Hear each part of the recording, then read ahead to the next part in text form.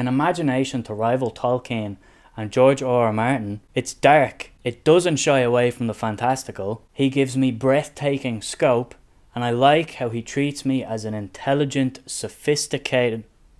Wait, was that a puppet fireballing giant ravens? This is a 5-star read.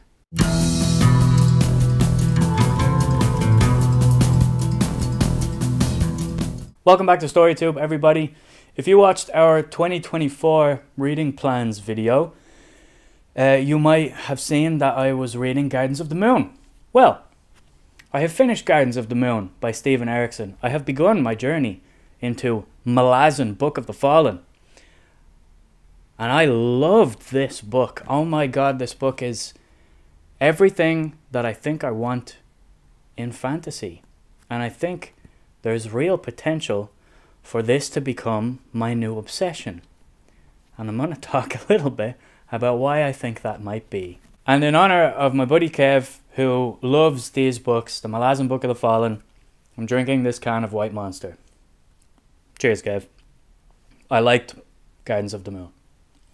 There's a lot of Malazan content out there on the internet, and I think I kind of wanted to frame my own thoughts, my own little vlog, if you will, of me starting this journey into these 10 massive books, talking about the aura around this series, the way people discuss it as a work of fantasy instead of maybe just a work of literature or books in general, and this intimidation factor, this sort of impression that I had from the outside looking in of Malazan being this sort of impenetrable, inaccessible, cool kids, smart boy club where I would only really appreciate or enjoy the series on my 4th reread, or all of that kind of thing that was in the discourse, and I never really, you know, got involved, but it always seemed like it was just out of touch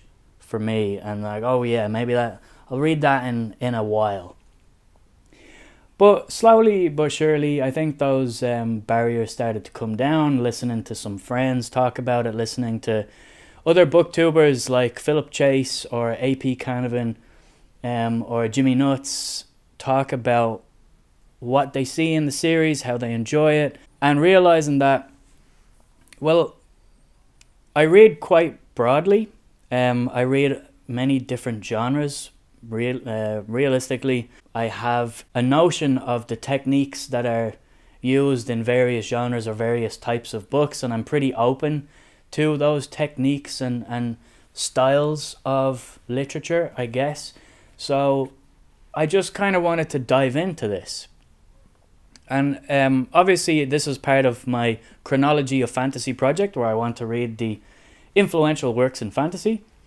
And this is a big one. And this book, even though it has that reputation, I found remarkably easy to read. Did I pick up on every detail? No. I don't think you need to, though. And I kind of want this video to be a bit of incentive for people who are intimidated by the series to just read it. And I think it might even be a good thing for literary fiction readers to step into fantasy and see what Erikson is really doing with the genre of fantasy, because realistically you can get a sense of the archetypes and the structures and the approaches to fantasy literature from watching Lord of the Rings or from playing any fantasy video game, or from just reading a couple of fantasy books. You can start to see, you know, the styles and the character archetypes and the tropes in plot and the plot structure that is generally used. And of course, I love the classic fantasy structure, and I think Gardens of the Moon is not a traditional epic fantasy in plot and structure, but it is a traditional fantasy in its elements and in what Steven Erikson clearly loves, and in the sheer rule of cool. So if you're in any way interested in the aesthetic of fantasy, this will tick every single box you want. I think that this book, I'm only on book 2 at the moment. But I think this has got something for every type of reader. And if you are a fantasy fan, I think you really just should read Malazan, and don't be intimidated by it. I think the structure of it is what really kept me pulling through, and he gave me just enough information in every chapter and every section of this book to keep me turning the page. I found this to be an ingeniously plotted and weaved epic mystery book with fantasy window dressing, and it kind of looks at a lot of things like societal structure and power in society, and I think this book is only really the beginning of that theme as well. But he really just lifted the structure of other kinds of books like mystery thrillers, or he says himself he took the structure of Dune and put it in an epic fantasy. And then it seems like naturally all the archetypes of epic fantasy or adventure fiction or sword and sorcery just sprung out, and he plays with them in extremely subtle ways that I just really loved. But ultimately, I just had a really fucking great time reading this book. It is so fun, and I think that is the one aspect of this book that really needs to be talked about more. And I know there are people on YouTube that do talk about how fun these books are, but I really appreciate that Erikson embraces weird shit and fun shit and really crazy stuff. Him and his good friend from college, Ian C. Esselmont, who writes, I think, the sort of tie-in books or other world books in the Malazan world, they built this world gaming using basically D&D rules, but they built their own world out of it. And it kind of shows that this was essentially a role-playing game. Some things happen seemingly randomly that they could have been a roll of the dice. It's a big theme in the book as well, with a few characters talking about luck and gods representing luck. That maybe some of the decisions in the plot were decided on the roll of a dice, and I just really enjoyed it because it made it unpredictable. But I do want to address, what is this book about? What is Malazan about? It's one thing that I think is quite abstract for people, and I think for fantasy readers specifically it makes it kind of impenetrable because it's just not structured like a traditional epic fantasy. But ultimately this is about this particular book. The Malazan Empire are trying to conquer the final city in this continent called Genabakis, and that city is Darujistan. And then there are people in Darujistan, guilds and mages, and people who maybe work in the political system of Darujistan, which is quite different from our own real world. And I'll touch on that a bit more later.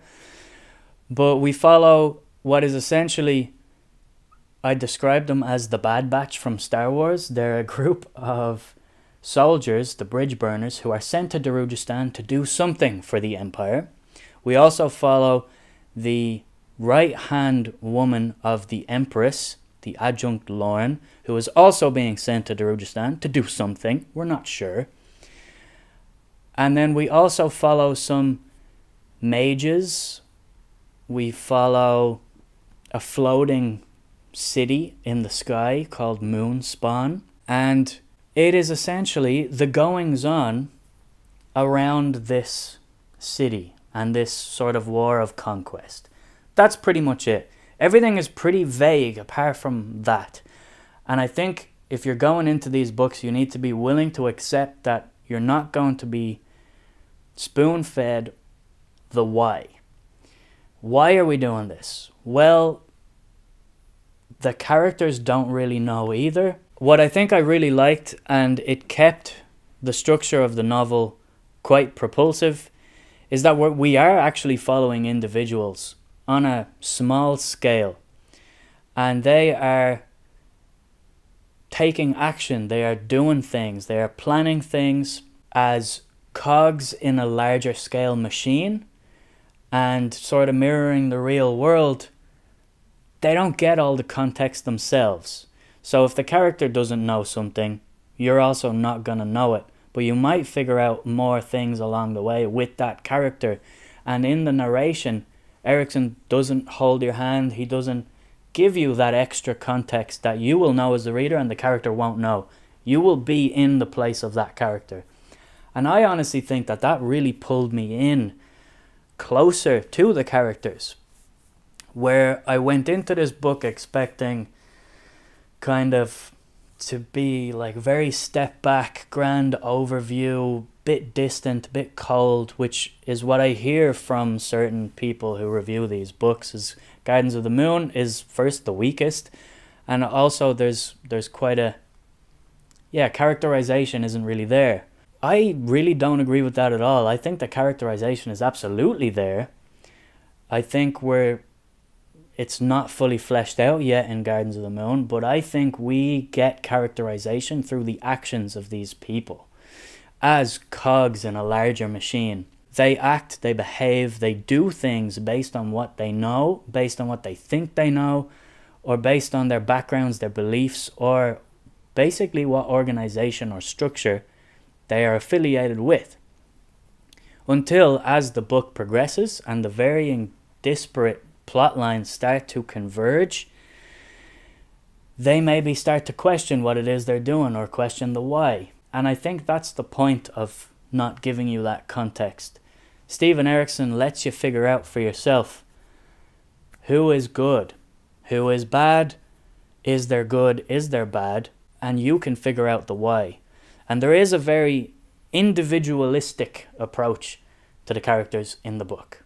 I see a lot of disagreement between readers about, oh, I like this character, or I hated that character, or, you know, there are camps of people who love the bridge burners, and camps of people who love the Thieves Guild, camps of people who actually like the Malazan Empire. That kind of debate that springs up because Steven Erikson is not telling you, we are now following the good guys. We are now following, like, everybody takes action and they carry on, and you carry on with the plot, and slowly you start to frame a picture. You get a picture or a sense of this being an extremely realistic look at what would happen if this were our world.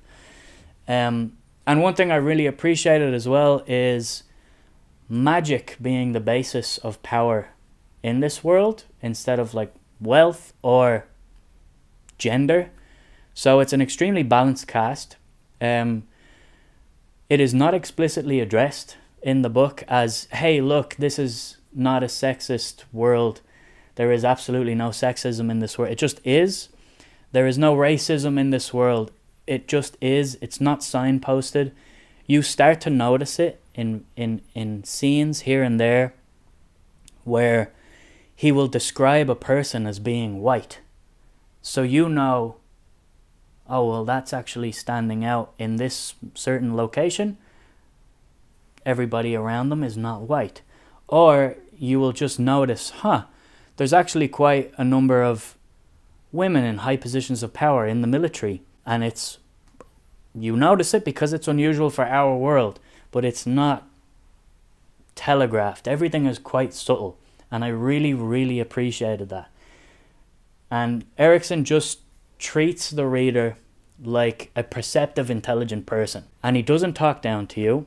I don't think I find it pretentious either, and he does it all with still maintaining a sense of humor and a sense of fun. This book is fucking fun. It's so fun to read. And it's that balance of tone that I think made the book so fun to read.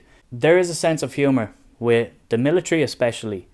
People talk about the gallows humor. I actually thought there's a very Irish sense of humor in the book, which is, I guess, gallows humor. But specifically with some of the military guys, there's one scene where a character, I'm not going to spoil anything, a character is trying to drag a dead body through the city gates. And there's two guards standing at the city gates. And I thought this was the most Irish inner city bouncer scene. And it was so funny, where they're just looking at each other going, your man's dragging a body through the city gates. What are we going to do about this? And the guy comes up and he says, all right, lads, I'm just going to bring this body in. Is your boss working tonight? And they're like, no, he's not in. He's like, okay, could you just, just let me pass through. We won't have to talk about it. And one of the guards turns to the other one and goes, did you see anything there, Jerry? And he was like, oh, not me, Paul. Go on ahead there. And he's like, thanks, guys. I really appreciate it. And they say something like, oh, yeah, all quiet on the shift tonight, isn't it? And it's great. And it's so funny. And hopefully I'll get more of that as the books go on. But it's also, there's a lot of dark shit. There's very crazy, epic battle scenes that happen. There's cool, fantastical elements. I'm so glad that Erikson does not shy away from magic and from the truly spectacular. The framing of the book itself is also unique in a sense that we don't build to a crescendo really of action, but we build to a crescendo of convergence. So the action, the huge battle, I guess, is at the very start of the book. And the rest of the book is everybody going off and figuring out the ins and outs and the reasons of why this battle played out the way it did at the start of the book. Whose side is everybody on? And then they converge again at the end of the book in a masquerade ball. And it's so amazing. I really don't understand why people think Gardens of the Moon is a meh book. I think that it honestly is just a difference in how he structures it. It is just not structured in people get thrust into a situation, larger than life situation, bigger than themselves, and towards the end they all start to converge and come together and join a big battle, a greater cause, something greater than themselves. Take that section and put it at the start of the book, and then just have a look at individuals living in this world and dealing with that, and you get the people who are important and the people who are not important in the grand scheme of things, and how they all just worry about the same kinds of things. And I just really, really appreciated that. It felt fresh, new, distinct, but it still gave me everything that I love in fantasy. Dragons, dead gods, there's giant ravens, there's a talking puppet, which I didn't know I loved, but I love. There's political intrigue. Do you have the context for that political intrigue? No, but in the style of the greatest political thrillers, that's what keeps you turning the pages. You want to know the context. The characters want to find out, and they want to know who is pulling my strings. There's a lot of pulling strings metaphor in here with the gods getting involved in what's going on in the mortal realm. The magic in it is very mysterious. You are told terms and lingo and jargon that doesn't make any sense, typical fantasy stuff, but he describes it in a way that makes it visually very, very interesting and compelling. There's this weird prison realm which has a giant cart that just has people chained to it, and somebody gets sucked into this realm through a sword, and you're like, it's so rich in imagination and vivid description that it's really unlike anything I've read in fantasy, and I just loved it. I don't know what else to say. So I have begun my journey into Malazan, and apparently with the one that people think is meh or it's a struggle to get into, I think it's a perfect book. I think it's one of the tightest fantasy books I've ever read. It's one of the best book ones in a fantasy series that I've read. I feel like I've been saying that a lot in the last couple of years, but I've been reading a lot of good shit in the last couple of years. Not everything is fully fleshed out in it yet, but it's a perfect introductory thing where it raises more questions. It makes me want to keep going. It makes me want to delve and get lost in the lore and the mythology of the world, and I want to know more about what these characters are going to do, with the information that they get later and throughout the series. And maybe I'll get more context, and I think I won't learn the answers to all the mysteries, but I will always know enough to be able to keep going. And if you're in any way intimidated by starting these books, please don't be. It's just not structured like your traditional epic fantasy tale with a sort of humble beginning thrust into an adventure or a situation larger than life with the characters where you have all the context and you know where we're going and we build to a battle or whatever. It's just not like that. But he uses techniques from other forms of literature, like crime. There's the Thieves Guild. It's a bit like, I get the sense that there's a very Three Musketeers vibe from a certain section of this book, and it's wonderful to read. It is so fun. It's swashbuckling. He buckles those swashes. Also, the setting itself is wonderful. So I know that we travel around continents in the series, and this one in Genabakis and Darujistan specifically just gave me a sense of North Africa, Morocco. It's not necessarily explicit, but the way he describes it all, it's just different to other medieval fantasy that we get. The Thieves Guild, there's a lot of chasing around on rooftops in what I see as a very Moroccan kind of landscape or city. So this sort of swashbuckling, roof hopping North African fantasy it's just very, very unique, and it's extremely cool. I think the best advice I could give anybody who's going to pick this up and you're intimidated by it is be accepting of the fact that you're not going to get all of the context, because the characters don't have all of the context, but you will always know enough information where you have a general gist of what is going on in the plot. You may not always know the why. You will get some answers as the story starts to converge, but there'll also just be 1,000 questions that you want to know the answer to, and that just makes you want to keep reading.